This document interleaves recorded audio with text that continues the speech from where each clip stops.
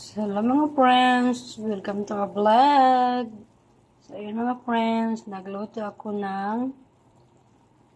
tayo ngayon mga friends ng tuyo na gikamatisan. Ayan mga friends, ayan.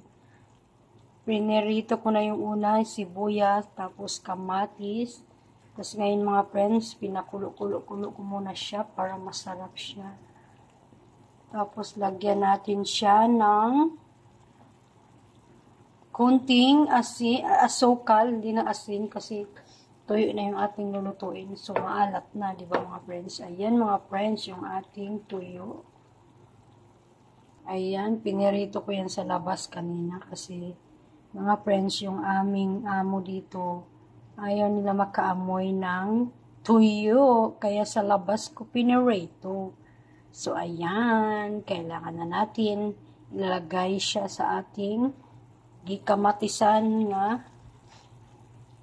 Ayan mga friends, ilagay ko na siya. 1,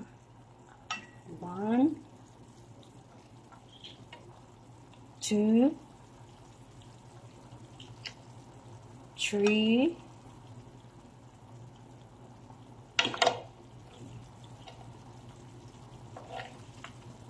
4. Ayan.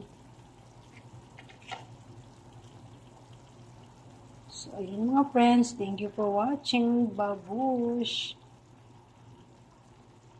God bless us all. I love you all mga friends.